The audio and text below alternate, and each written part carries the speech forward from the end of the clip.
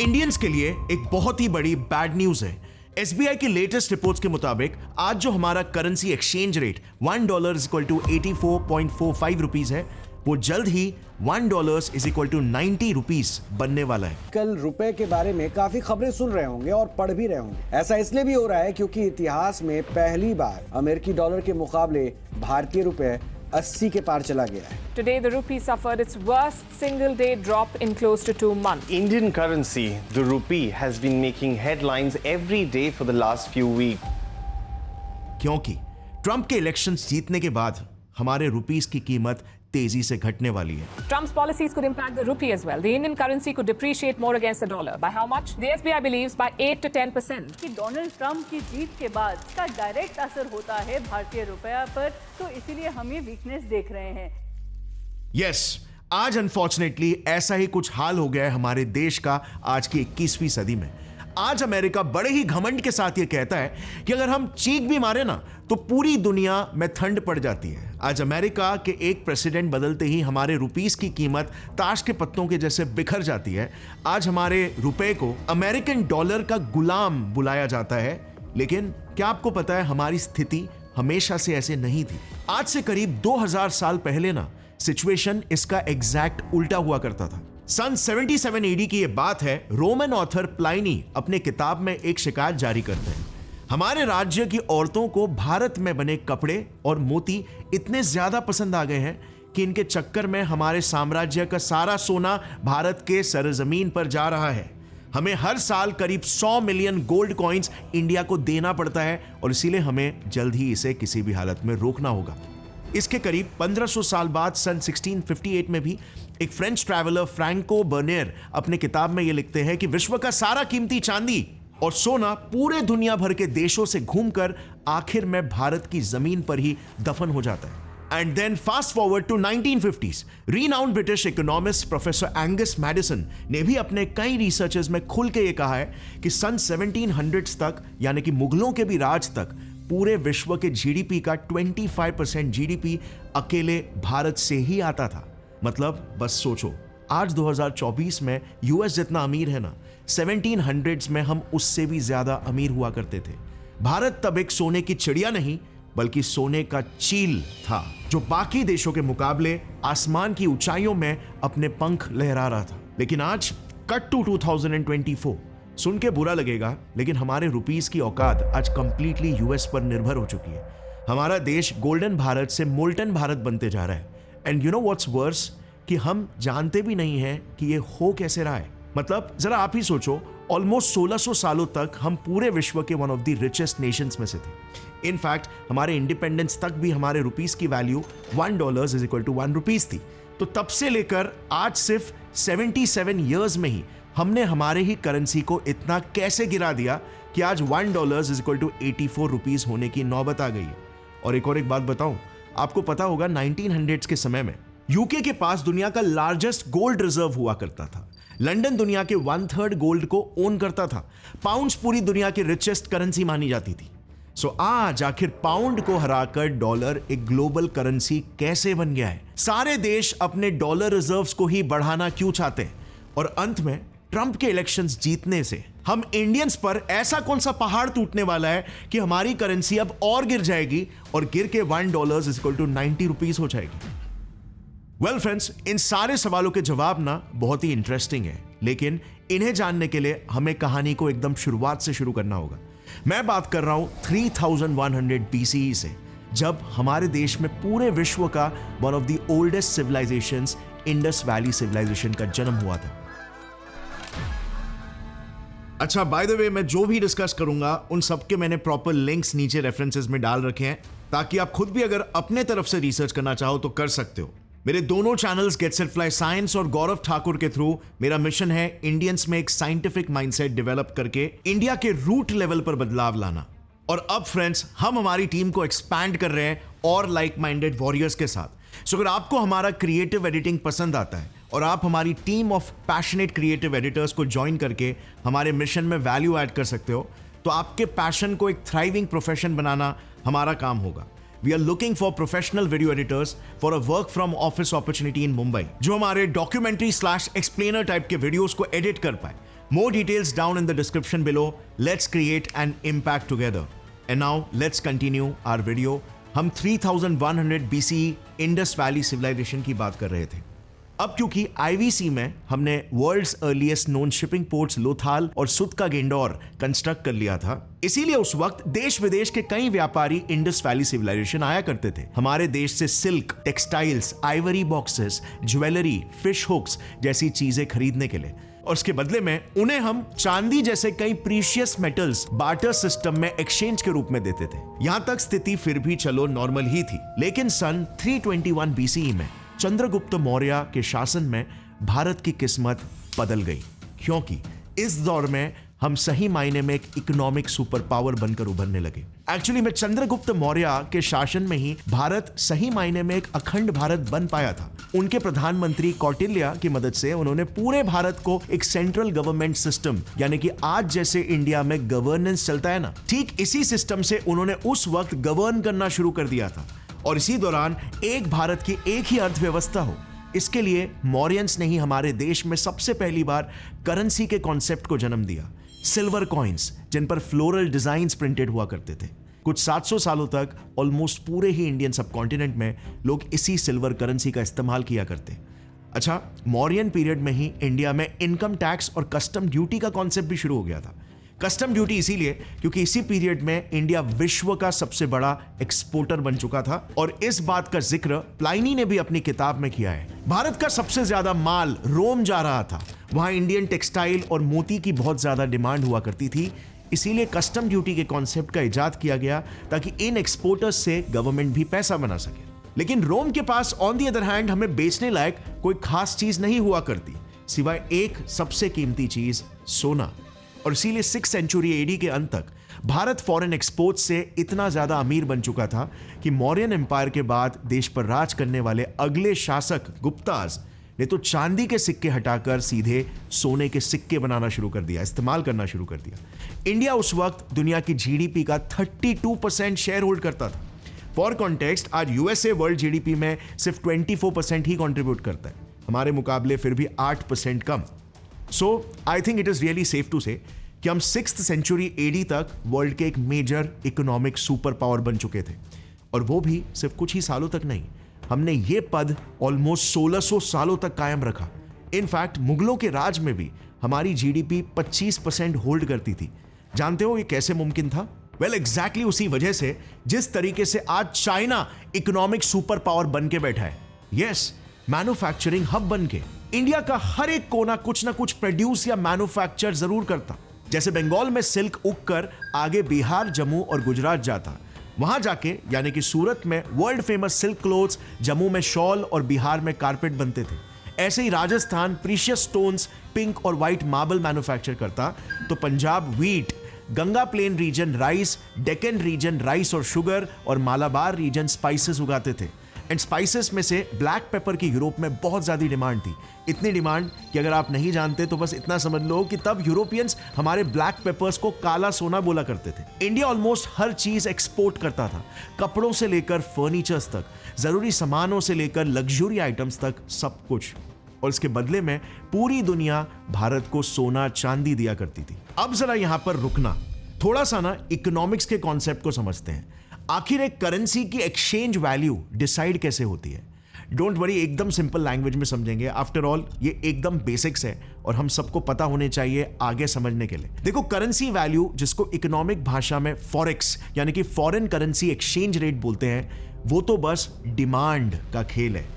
आज US dollar एक global currency है, वो कैसे बनी ये आगे समझेंगे, लेकिन अभी के लिए ये समझ जाओ कि अगर आपको पूरी दुनिया से कुछ भी खरीदना हो तो आपको इसकी ही जरूरत पड़ने वाली है, और इसीलिए इसको इंटरनेशनली हर देश अपने करेंसी का एक्सचेंज रेट डिसाइड करने के लिए यूज करता है. 15 major trade deals worth $250 billion, $2.4 billion, more than $7 billion. Basically एक ग्लोबल करेंसी होने की वजह से हर देश डॉलर के अगेंस्ट ही अपने देश की करेंसी वैल्यू तोलता है.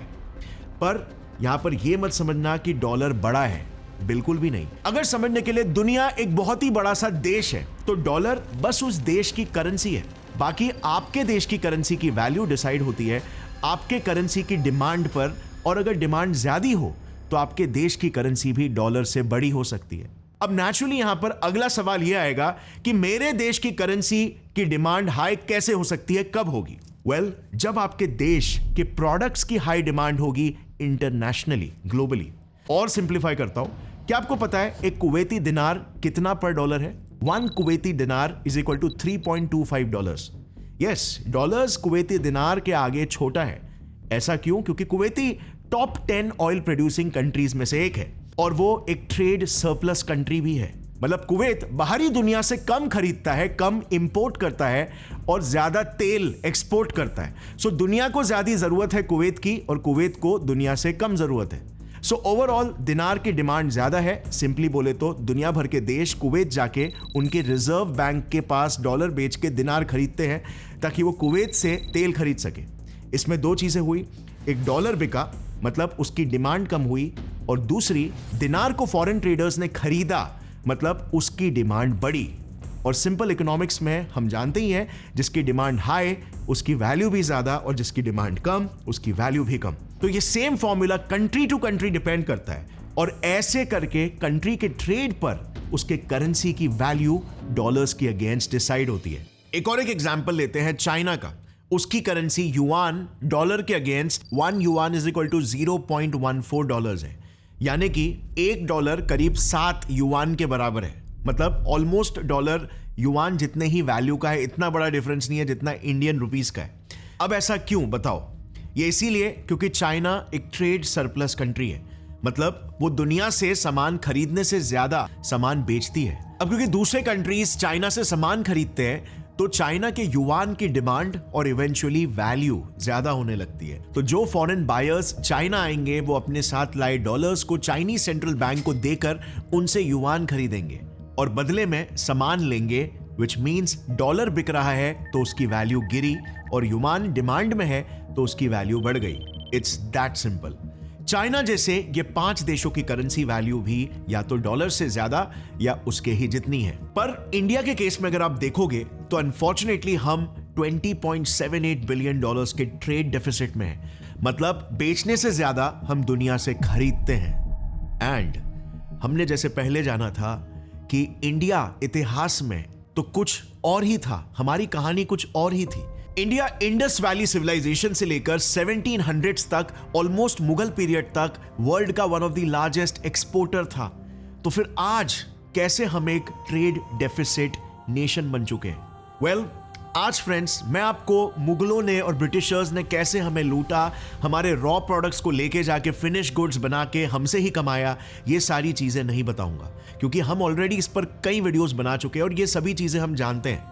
अभी के लिए फिलहाल मैं फास्ट फॉरवर्ड करना चाहता हूं 1821 में, जब भारत से लूटे सोने से ब्रिटेन ने दुनिया में एक इन्वेंशन किया। ब्रिटेन ने इस भारत से लूटे सोने से अपने देश में एक नया करेंसी एक्सचेंज सिस्टम ही शुरू कर दिया, द गोल्ड स्टैंडर्ड सिस्टम। साल 1821 में ब्रिटिश सरकार ने डिक्लेयर किया कि अब से उनकी करेंसी पाउंड की वैल्यू गोल्ड से बैक होगी। एग्जाम्पल देकर समझाता हूं। समझो उस वक्त ब्रिटेन के पास 100 किलो सोना था, तो अब ब्रिटेन इस सोने के प्रपोर्शन में नोट्स छापकर उसकी वैल्यू को डिसाइड कर सकता था। मतलब अगर फॉर एग्जाम्पल ब्रिटेन ने 10 पाउंड्स के 10 नोट्स छापे तो 1 पाउंड की वैल्यू हो गई 1 किलो सोना। उस समय अगर कोई इस नोट को बैंक लेकर जाता, वो इसके बदले में सोना विड्रॉ कर सकता था। इससे लोगों को फिजिकली सोना कैरी करने की कोई जरूरत नहीं थी जैसे उन्हें पहले करना पड़ता था। ये काइंड ऑफ आज ही के ट्रांजैक्शंस की तरह ही था कि नोट दो और सामान ले लो। इसमें बस यही फर्क था कि आगे दुकानदार चाहे तो या तो वो नोट को सोने में कन्वर्ट कर सकता था या फिर उस नोट को आगे दूसरा कुछ खरीदने के लिए पास ऑन कर सकता था। और इस तरह गवर्नमेंट गारंटीड पेपर नोट्स का कॉन्सेप्ट पूरे दुनिया में शुरू हुआ। दुनिया में इसी एक्सचेंज वैल्यू और पेपर नोट्स को लेकर ट्रेड होने लगा। अब दूसरी तरफ भारत का सारा सोना लूट कर भी ब्रिटेन का दिल नहीं भरा, वो हमें और बर्बाद करना चाहते थे। इसके लिए उन्होंने एक तरकीब निकाली। साल 1835 में ब्रिटेन ने कॉइनेज एक्ट पास करके एक uniform currency Indian rupee introduce की। यस, रुपी इंट्रोड्यूस करके उन्होंने हमें तबाह कर दिया। समझाता हूं कैसे। जैसे ही रुपी देश भर में सर्कुलेट हुआ, कुछ सालों बाद उन्होंने इंडिया काउंसिल बिल पास किया जिसमें 2 चीजें डिसाइड की गई। एक कि अब से रुपी की वैल्यू सिल्वर से लिंक्ड होगी, मतलब एक कम वैल्यू वाले मेटल से हमारी वैल्यू लिंक करने से ऑटोमेटिकली करेंसी की वैल्यू भी लो हो जाएगी। और दूसरी बात यह डिक्लेयर किया कि भारत से एक्सपोर्ट होने वाले माल का पेमेंट अब रुपीस में ही एक्सेप्ट होगा, ना कि सिल्वर जैसे प्रीशियस मेटल्स में। यह बिल पास होने से पहले क्या हुआ करता था, हमसे ट्रेड करने आए सारे वर्ल्ड ट्रेडर्स सोना, चांदी और प्रीशियस मेटल्स में पेमेंट करते थे, लेकिन अब इस वजह से भारत में प्रीशियस मेटल्स का इनफ्लो कम हो गया, क्योंकि अब ट्रेडर्स आएंगे रिजर्व बैंक के पास सोना चांदी जमा करके रुपीस लेंगे। तो ये रियल सोना अब जाएगा कहां? ऑब्वियसली ब्रिटेन की तिजोरी में।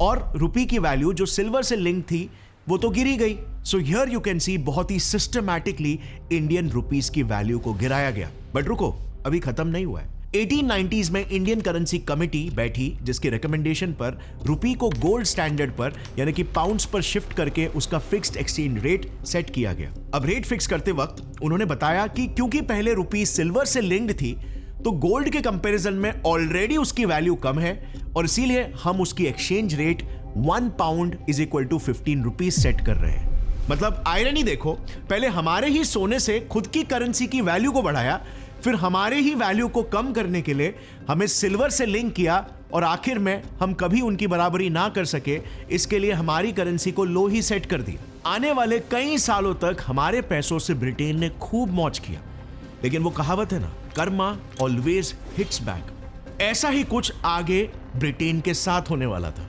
28 जून 1914 को ऑस्ट्रिया के लीडर आर्कड्यूक फ्रांस फर्डिनेंड के असैसिनेशन के बाद पूरा यूरोप वर्ल्ड वॉर की आग में झोंक गया था। I have to tell you now that no such undertaking has been received and that consequently this country is at war with Germany. इसका काफी गहरा असर ब्रिटेन पर पड़ा। जैसे ही वॉर डिक्लेयर हुआ, जुलाई 1914 के अंत से लंदन में लोग बैंक ऑफ इंग्लैंड के बाहर लाइन लगाने लगे।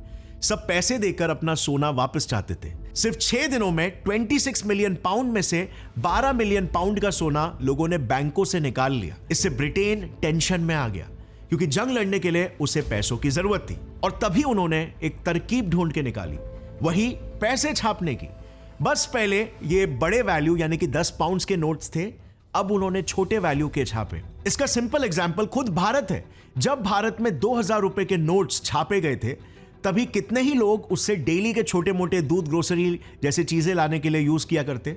हार्डली कोई इंसान।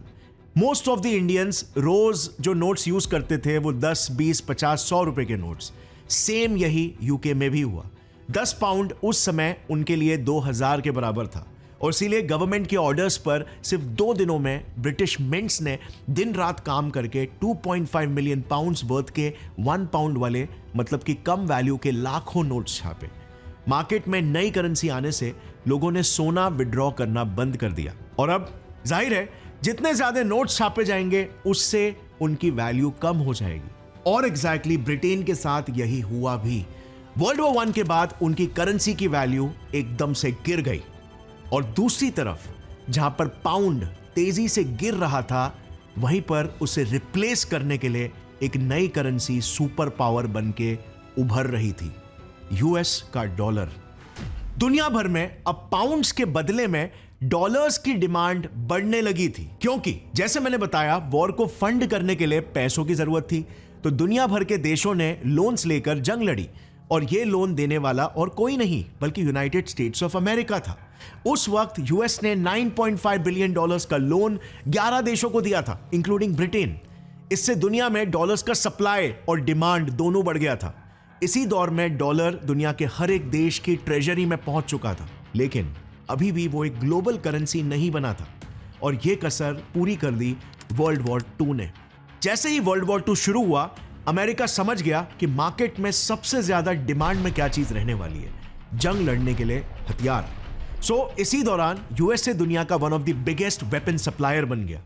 लेकिन कंट्रीज के पास पैसे ही नहीं बचे थे, तो उन्होंने उनके रिजर्व बैंक से सोना निकालकर यूएस को गोल्ड में पेमेंट करना शुरू कर दिया। और इसीलिए वर्ल्ड वॉर 2 खत्म होने के बाद यूएस के पास दुनिया का 75% सोना जमा हो गया था और यूएसए दुनिया का लार्जेस्ट गोल्ड रिजर्व वाला कंट्री बन गया था। लेकिन इससे ना एज यू कैन इमेजिन एक बड़ी प्रॉब्लम शुरू हो गई थी। पूरी दुनिया के सामने एक बड़ा सवाल खड़ा हो गया था कि अब हम करेंसी एक्सचेंज वैल्यू कैसे डिसाइड करेंगे, क्योंकि सारे देशों का सोना तो यूएस की तिजोरी में ही बंद है। सो इस पे फैसला करने के लिए 1944 में सारे कंट्रीज यूएस के ब्रेटन वुड्स में पहुंचे और इस मीटिंग में यह सोल्यूशन निकला कि देखो अब हमारे पास सोना नहीं है लेकिन डॉलर्स तो है। सो इस मीटिंग के बाद कंट्रीज ने 35 यूएस डॉलर की वैल्यू एक आउंस सोने के बराबर डिसाइड की और ये सारे कंट्रीज ने डिसाइड किया कि अब से हम हमारे डॉलर रिजर्व से हमारे देश की करेंसी एक्सचेंज वैल्यू फिक्स करेंगे। सो जब भी किसी कंट्री को डॉलर के बदले में गोल्ड लेना हो तो वो यूएस को डॉलर देकर गोल्ड ले सकते थे। मतलब यहां पर जिसके पास जितना ज्यादा डॉलर वो अपने देश की करेंसी उतनी सेट कर सकता था। इस नए सिस्टम को ब्रेटन वुड्स सिस्टम बोला गया और इसी सिस्टम ने यूएस डॉलर को दुनिया की ग्लोबल करेंसी बना दी। लेकिन भारत के रुपयों की अगर बात करें तो हमारे लिए देश की आजादी के बाद से बुरा वक्त शुरू हो गया। 1960s में इंडो पाकिस्तान वॉर और इंडो चाइना वॉर्स, 1973 के ऑयल क्राइसिस, 1991 में हम ऑलमोस्ट बैंकरप्ट हो गए थे, 2008 में ग्लोबल फाइनेंशियल क्राइसिस, 2013 में टेपर टैंट्रम क्राइसिस, 2020 में कोविड पैंडेमिक और अभी 2022 में रशिया यूक्रेन वॉर।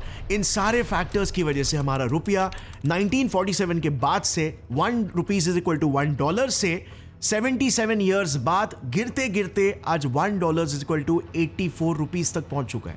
पर जानते हो अभी ट्रंप के जीतने के बाद ऐसा क्या हुआ जिससे रुपीस डॉलर के अगेंस्ट एक ऑल टाइम हाई पर पहुंचने वाला है, 90 रुपीस पर पहुंचने वाला है। वेल, एसबीआई ने ना ट्रंप के 3 पॉलिसीज को इसका जिम्मेदार बताया जो इलेक्शन जीतने के पहले ट्रंप ने अपनी जनता से प्रॉमिस किए थे। पहली पॉलिसी, वो इंपोर्ट टैरिफ्स को बढ़ा देंगे जिससे इंपोर्ट्स महंगे हो जाएंगे और इससे अमेरिकन्स लोकल प्रोडक्ट्स ही खरीदेंगे ना कि imported products. The higher the tariff, the more likely it is that the company will come into the United States and build a factory in the United States so it doesn't have to pay the tariff. Trump ऐसा करना चाहते हैं ताकि companies US में ही अपनी factories लगाने के लिए एनकरेज हो, जिससे अमेरिकन्स के लिए और ज्यादा जॉब्स क्रिएट हो। दूसरा प्रॉमिस था कि वो अमेरिकन्स का इनकम टैक्स कट करेंगे। I will pass gigantic tax cuts for workers and keep their jobs here in the United States. और तीसरा सबसे बड़ा प्रॉमिस था कि वो अमेरिकन्स में आने वाले H-1B वीजा होल्डर्स का वीजा एलोकेशन प्रोसेस और ज्यादा स्ट्रिक्ट कर देंगे, प्लस वीजा एक्सपायर्ड इमिग्रेंट्स या फिर इलीगल इमिग्रेंट्स का डिपोर्टेशन करेंगे। On day one, I will launch the largest deportation program in American history. सो अब जब ट्रंप इलेक्शंस जीत गए हैं, हमारी एसबीआई ने उनके इन 3 पॉलिसीज को रिव्यू किया और एक नोटिस जारी किया कि यूएस के इन पॉलिसीज के रैमिफिकेशंस हमारी इकोनॉमी में भी हो सकते हैं बिकॉज ऑफ 4 मेजर रीजंस। पहला, अगर अमेरिका इंपोर्ट टैरिफ्स को बढ़ाता है ना तो आज जो इंडिया यूएस के साथ ट्रेड सरप्लस में है, यानी हमारे प्रोडक्ट्स की वहां पर हाई डिमांड है, लेकिन अब वही प्रोडक्ट्स की कॉस्ट बढ़ने की वजह से उनकी डिमांड वहां पर कम हो जाएगी, जिससे रिजल्टेंटली इंडियन रुपी की वैल्यू भी घट जाएगी। याद है ना, हमने इस वीडियो के शुरुआत में सीखा था कि किस तरह से high demand of a country's product is directly proportional to an increase in that country's currency exchange value and vice वर्सा।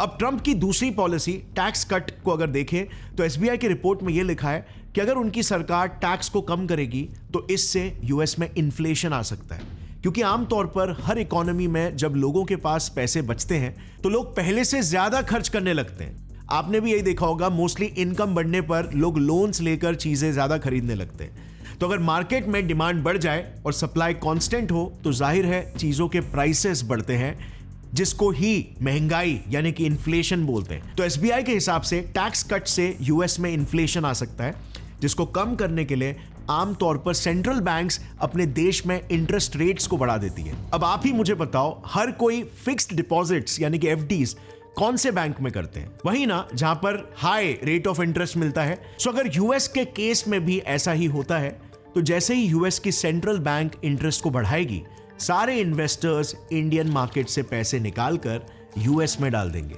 मतलब सारे इन्वेस्टर्स रुपी बेचकर आरबीआई से डॉलर्स खरीदेंगे, जिससे क्या होगा? अगेन डॉलर की वैल्यू बढ़ेगी, रुपी घट जाएगा। इसको शॉर्ट टर्म में कैपिटल आउटफ्लो बोलते हैं। तीसरी पॉलिसी, अगर यूएस इंडियंस को H-1B वीजा ही नहीं देगा तो वहां पर इंडियंस काम करने नहीं जा पाएंगे और उनके घर में यानी कि इंडिया में डॉलर इनफ्लो कम हो जाएगा। और अगर डॉलर इनफ्लो ही कम हो गया मतलब रुपये की वैल्यू अगेन कम हो जाएगी, क्योंकि देश के लोग डॉलर बेचकर रुपए की डिमांड नहीं करेंगे। तो यहां पर क्लियरली आप देख सकते हो कि कहीं ना कहीं हमारा रुपए डॉलर का गुलाम ही बन चुका है। और आपको पता है इसके पीछे का मेजर कारण क्या है? हमारे ऑयल इंपोर्ट्स। इंडिया अपना 80% ऑयल इंपोर्ट करता है, यानी कि $132 बिलियन सिर्फ तेल खरीदने में ही खर्च करता है। इसमें से $125 बिलियन तो यूएस में रह रहे हमारे इंडियंस जब इंडिया में डॉलर्स भेजते हैं तभी जमा होते हैं। एंड बाय द वे ये अमाउंट हमें दुनिया का हाईएस्ट डॉलर रेमिटेंस रिसीवर बनाता है। लेकिन इसके बावजूद भी इंडिया $20.78 बिलियन के लिए ट्रेड डेफिसिट में है। अब सोचो, अगर यूएस ने हमारे गुड्स खरीदना बंद कर दिया, हमारे इंडियंस को H1B वीजा देना बंद कर दिया, तो ऑलरेडी जो $2 बिलियन का गैप है वो और भी ज्यादा बड़ा हो सकता है। और इसी खतरे को SBI ने पॉइंट आउट किया है और ये प्रेडिक्ट किया है कि आने वाले 4 सालों में रुपये एक ऑल टाइम हाई 90 रुपीस तक गिरेगा। इट्स हाई टाइम हमें हमारे रुपीस को बचाने के लिए ऑयल इंपोर्ट्स को कम करना होगा। इसके लिए इंडिया को जितना हो सके क्लीन फ्यूल जैसे कि ईवीज पर शिफ्ट होना होगा, जो हमने स्टार्ट तो कर दिया है, लेकिन अब आगे देखते हैं क्या होता है।